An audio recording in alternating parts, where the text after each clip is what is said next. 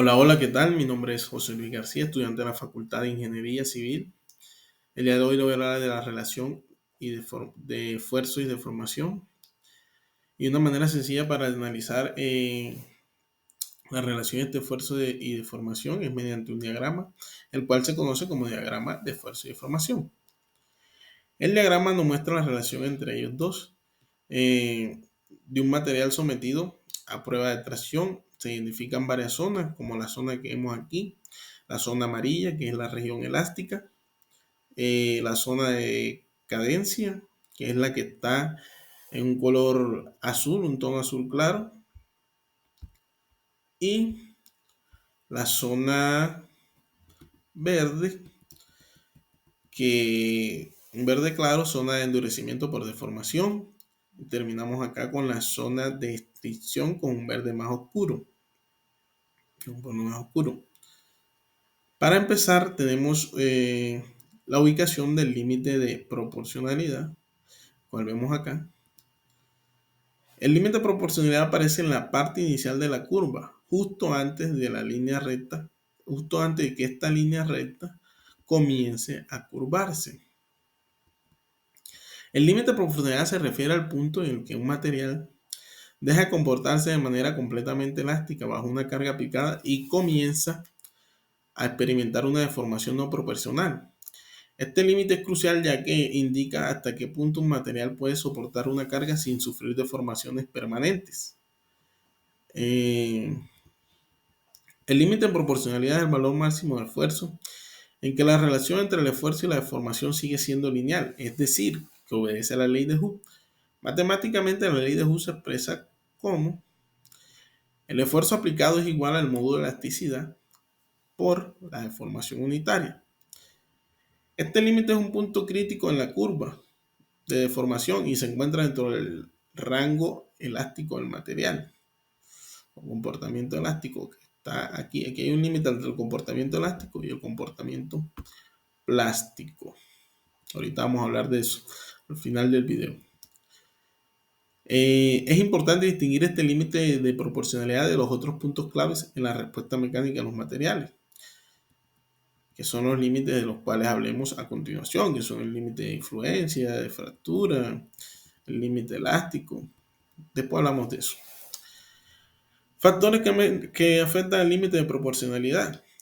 El valor del límite de proporcionalidad varía según los factores incluyendo tipo de material, temperatura, tratamiento térmico, presencia de impurezas, velocidad en la aplicación de la carga. Ejemplo de límite de proporcionalidad de distintos materiales. Para tener una idea de los valores típicos del límite de proporcionalidad en algunos materiales comunes, mostremos aquí a continuación. En materiales, tenemos esta columna de materiales y esta del límite de proporcionalidad. El acero estructural tiene un límite de proporcionalidad de 250 a 400 megapascales, el aluminio de 30 a 100 megapascales, el cobre de 40 a 150 megapascales y el titanio de 500 a 900 megapascales.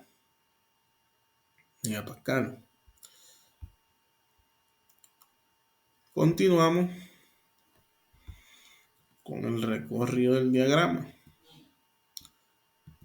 Tenemos una importancia de este límite en la ingeniería y el diseño. El conocimiento del límite de proporcionalidad es crucial en diversas aplicaciones de la ingeniería, tales como el diseño de estructura para garantizar que el edificio, puentes y maquinaria funcionen dentro del rango seguro sin sufrir deformaciones excesivas, selección de material, seguridad industrial. En fin, entonces el límite va desde acá de la línea 0 hasta el punto A. Luego tenemos el límite elástico o el límite de elasticidad que se compone de esta partecita. Entonces, en la mecánica de materiales se refiere al valor máximo de tensión que un material puede soportar antes de experimentar una deformación plástica permanente. En otras palabras, hasta el límite elástico un material se deforma de manera reversible y recupera su forma original al eliminar la carga que se le aplica. Si se supera este límite, el material sufre una deformación permanente y puede llegar a fracturarse si la carga continúa aumentando, es decir, si se pasa de la línea B, el límite de elasticidad. Hasta acá se le aplica una fuerza al material, pero al retirarle esa fuerza, él vuelve a su forma inicial. Aquí tenemos una imagen de un resorte. Tenemos aquí una imagen, al cual se le aplica una fuerza y al retirarse vuelve a su estado inicial. Continuamos. El límite elástico es la máxima tensión que un material puede soportar sin sufrir deformaciones permanentes. Se expresa en unidades de presiones como pascales, megapascales o libras por pulgadas cuadradas. Matemáticamente se expresa el límite elástico es igual a la fuerza aplicada por el área de sección transversal. En un diagrama de esfuerzo de formación, el límite elástico se encuentra en la transición entre la zona elástica y la zona plástica. Es decir, de aquí parte la zona plástica, que es el comportamiento plástico que tenemos aquí. Desde acá es la zona elástica o comportamiento plástico. Aquí es lo que les quiero decir. Si el límite supera esta barrera o este límite, sí, como dicen, ya es un comportamiento plástico. Factores que afectan este límite: composición del material, temperatura, tratamientos térmicos y mecánicos, velocidad de carga, etcétera. Ahora un ejemplo del límite elástico en materiales más comunes. Tenemos aquí el acero estructural, que está de 250 a 350 megapascal, el aluminio de 35 a 100 megapascal, el cobre de 30 a 50 megapascal, el titanio de 200 a 400 megapascal y el plástico que soporta hasta 40 pascales. Hasta 40 pascales. Los métodos de determinación del límite elástico. El límite elástico se obtiene mediante pruebas mecánicas de laboratorio. Los métodos más comunes incluyen ensayos de tracción. Se aplica una fuerza creciente sobre la probeta hasta que se conduce a la deformación permanente. Se traza un diagrama de esfuerzo de formación y se identifica el punto donde el material deja de comportarse elásticamente. Ensayos de comprensión es similar al de tracción, pero se le aplican fuerzas de compresión utilizando materiales frágiles como cerámico y algunos polímeros. Ensayos de flexión: se aplican cargas en el centro de una viga apoyada en sus extremos. Útil para evaluar el comportamiento elástico de materiales como la madera y los polímeros reforzados. El límite elástico está relacionado con otras propiedades del material, como el módulo de elasticidad, que indica la rigidez del material. Se define como la pendiente de la zona elástica, y el diagrama de esfuerzo. Resistencia, tracción, de utilidad. Importancia del límite elástico, como les decía ahorita, también con el límite de proporcionalidad. El límite elástico es crucial para el diseño de estructura, selección de materiales, seguridad normativa, etc. Continuamos acá con el límite de fluencia. El límite de fluencia. Este se refiere al esfuerzo máximo que un material puede soportar antes de experimentar deformaciones plásticas permanentes. Es decir, es el punto en el que el material deja de comportarse elásticamente y comienza a sufrir deformaciones irreversibles. El límite de fluencia es el nivel del esfuerzo en el cual un material pasa de formación elástica a deformación plástica. Matemáticamente se expresa en términos de tensión como el límite de fluencia es igual a la fuerza aplicada por el área de sección transversal. Para esfuerzos inferiores, el material regresa a su forma original y al retirar la carga, el comportamiento elástico, si el esfuerzo supera el límite, la deformación será permanente. Factores que afectan el límite de influencia. El límite de influencia de un material depende de diversos factores, como la composición química, tratamientos térmicos, estructura cristalina, temperatura, velocidad de formación, presión hidrostática. Métodos de determinación del límite de influencia. El límite de influencia se obtiene experimentalmente mediante pruebas mecánicas. Ensayos de tracción, que es el método más común. Se aplica una carga hacia una probeta estandarizada y se mide la tensión de deformación. Se obtienen curvas de fuerza y deformación y se identifica el límite. Ensayos de comprensión es similar, sino que acá no se hace tracción, sino que se hace compresión. Y la prueba de dureza, que se puede correlacionar con valores de dureza, como el límite de influencia mediante ecuaciones empíricas. Ejemplo, la dureza de Riley, etcétera. Los valores típicos de límite de influencia los tenemos acá.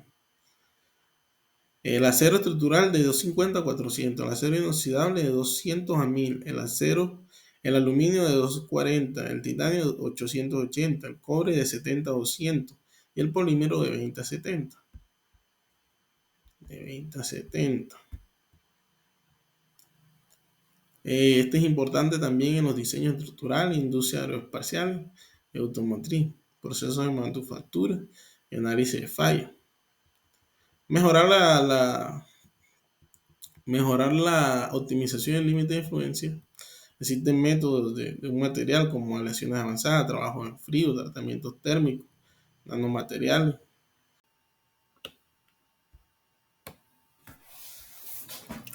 Último esfuerzo o esfuerzo máximo, también se le conoce. Esfuerzo último. El esfuerzo último es el máximo esfuerzo que un material puede soportar antes de fracturarse o fallar. Se encuentra en el punto más alto del diagrama, como pueden ver ahí. Aquí en el punto más alto del diagrama. Esfuerzo en el diagrama, en una prueba de tracción. Entonces, como pueden ver, estos puntos están más abajo, el C, el A, el B y el E, que es el último. Ahorita hablaremos de ese. ¿Qué más podemos decir? Después de alcanzar este punto, el material comienza a fallar debido a la formación de microfisuras o cuello, lo que conlleva finalmente a la fractura. El cálculo de esfuerzo del esfuerzo último, máximo esfuerzo, es fuerza máxima aplicada antes de la falla por área, no, disculpa, fuerza máxima aplicada antes de la falla por el área de la sección transversal original de la muestra. Se mide en pascales o sus múltiplos, como megapascales y gigapascales. Comportamiento según el tipo de material. Aquí los podemos ver.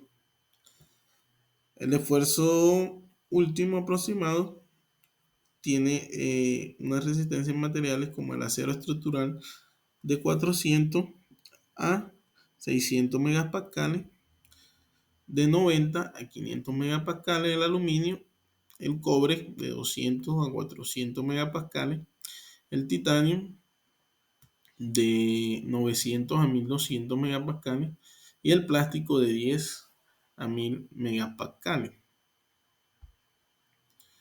¿Qué más podemos decir de ese esfuerzo?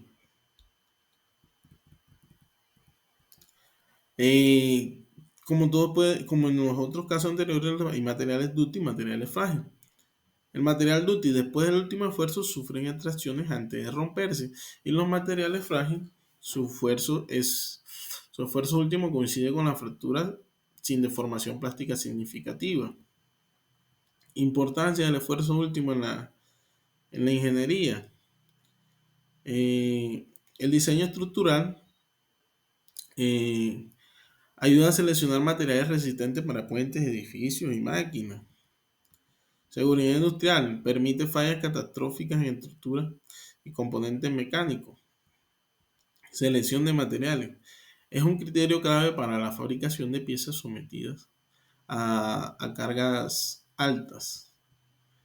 El esfuerzo de fractura se refiere a la cantidad de esfuerzos o tensión, que es fuerza por unidad de área, que un material puede soportar antes de fracturarse o romperse. Este concepto es fundamental en mecánica de materiales, especialmente cuando se evalúan materiales para diversas acciones de aplicación en ingeniería, construcción y fabricación y diseño de componentes. Ahora les voy a mostrar una imagen aquí. Aquí se está sufriendo una fractura, un último esfuerzo, antes de que ocurra una fractura en la barra de acero. Esta barra ya está soportando su último esfuerzo, un esfuerzo máximo, como pueden ver ahí, la zona roja ya está la varilla como si no soportara más, y por lo tanto va a suceder una, una fractura. Eh, Hablando de fractura, pasamos al esfuerzo de fractura, que es este último que tenemos aquí. El esfuerzo de fractura depende de varios factores, como la naturaleza del material, la temperatura, la velocidad de carga, eh, ¿qué más podría decir?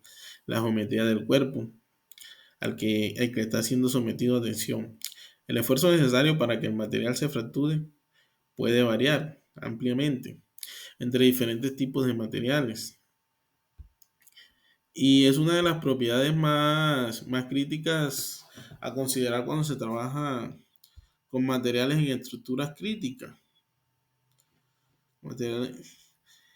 La tipología de la fractura. La fractura de un material puede clasificarse en dos tipos principales, como lo son la fractura frágil y la fractura dúctil.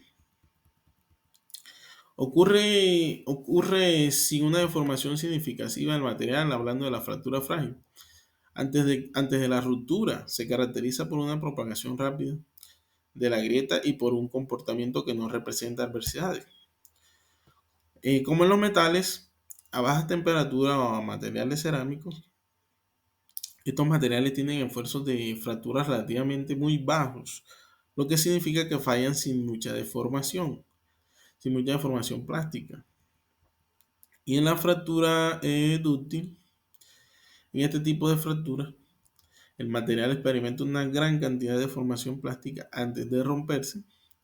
Los metales a temperatura más alta o los plásticos suelen fracturarse de esta manera o de esta manera. Los materiales dúctiles tienen un esfuerzo de fractura más alto que los frágiles y generalmente muestran señales de advertencia como la formación de copas y conos en los metales. El esfuerzo de fractura y el concepto de KC, generalmente se conoce como tensión crítica de fractura. El esfuerzo de fractura está estrechamente relacionado con el concepto de tensión crítica de fractura, denotado por la K, CK, CKC. Este es el valor utilizado especialmente en el análisis de grietas en los materiales frágiles. Este, es un fragmento que se describe la cantidad de tensión que va a aplicarse en una grieta se va a aplicar en una grieta para que la grieta se propague y que cause fractura del material. Este tipo de análisis es fundamental para evitar fallos catastróficos en componentes de estructura. Pruebas para determinar el esfuerzo de estructura. Existen varias pruebas que se utilizan para determinar el esfuerzo de fractura de los materiales, entre las cuales se incluyen las pruebas de tracción, pruebas de fractura con grietas, pruebas de impacto. Y para definir ella y darle un poco más de profundidad, la prueba de tracción se utiliza para determinar la resistencia máxima de un material bajo la carga que actúa en una dirección axial, aunque esta prueba no mide directamente el esfuerzo de fractura. Puede proporcionar información, sí. Puede proporcionar una información útil sobre la resistencia material y su comportamiento práctico antes de la fractura, pero no mide directamente el esfuerzo de la fractura.